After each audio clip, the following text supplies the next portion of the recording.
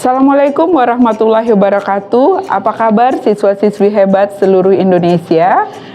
Perkenalkan, nama Ibu Endah Mulyani. Pada sesi kali ini kita akan membahas mata pelajaran pendidikan Pancasila pada fase D, yaitu level SMP dengan elemen NKRI. Tujuan pembelajaran kita pada kali ini yaitu mengidentifikasi wilayah Negara Kesatuan Republik Indonesia dalam konteks wawasan Nusantara. Wilayah NKRI meliputi tanah, laut, dan udara. Apa saja yang termasuk bagian dari tanah, yaitu meliputi pulau-pulau yang ada di Indonesia, diantaranya pulau besar seperti Sumatera, Jawa, Kalimantan, Sulawesi, dan Papua. Bagian laut Indonesia itu termasuk zona ekonomi eksklusif, zona tambahan, dan laut teritorial. Bagian udara dari wilayah NKRI meliputi udara di atas wilayah daratan dan lautan Indonesia. Nah, batas-batas wilayah kita seperti apa sih? Di bagian utara, negara kita berbatasan dengan Laut Cina Selatan dan Filipina. Di bagian selatan, negara kita berbatasan dengan Laut Arafuru dan Laut Australia. Di bagian barat, negara kita berbatasan dengan Samudra Hindia, dan di bagian timur berbatasan langsung dengan Papua Nugini, Timur Leste, dan Malaysia.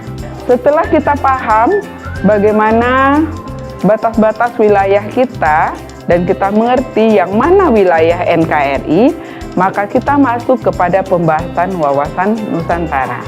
Secara etimologi, wawasan Nusantara berasal dari bahasa Jawa, yaitu wawas yang berarti pandangan, dan nusa yang berarti kesatuan kepulauan, dan antara yang bermakna dua samudera. Wawasan Nusantara sendiri berarti cara pandang atau cara melihat kesatuan kepulauan yang terletak di antara Asia dan Australia, dan juga Samudra Hindia dan Pasifik.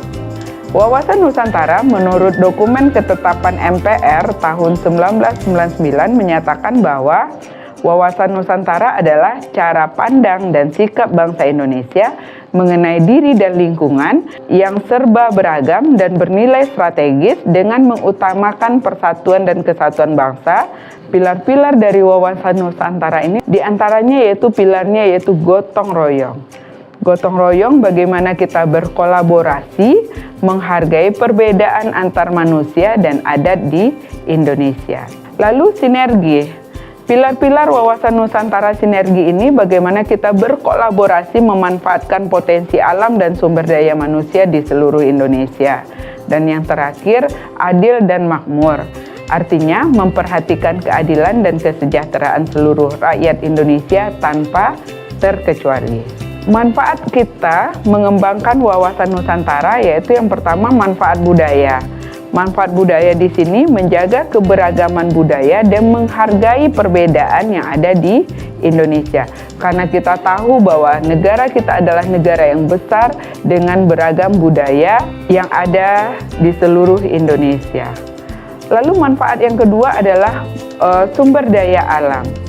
Mengelola sumber daya alam secara berkelanjutan dan merata di seluruh wilayah Indonesia. Yang terakhir yaitu perekonomian, di mana mendorong kerjasama antar daerah untuk mengembangkan perekonomian yang lebih adil dan berkelanjutan di seluruh Indonesia. Dari manfaat kita merasakan pentingnya memahami wilayah NKRI dalam konteks wawasan Nusantara.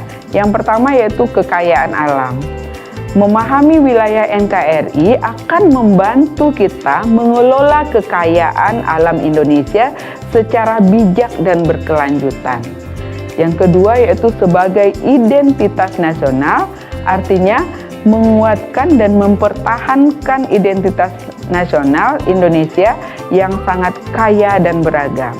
Dan yang ketiga yaitu stabilitas keamanan, menjaga stabilitas keamanan dan persatuan Indonesia dengan memahami wilayah NKRI dan batas-batasnya.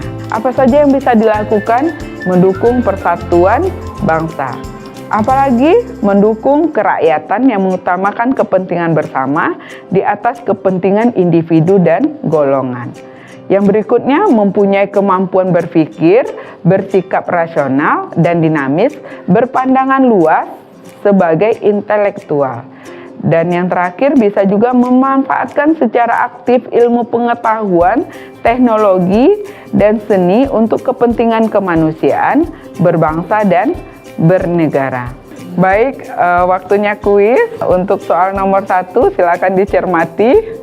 Baik, yang menjawab D itu tepat sekali. Kasih aplaus. Nah, pertanyaan nomor 2. Ya, tepat sekali. Jawabannya D. Baik, pertanyaan ketiga.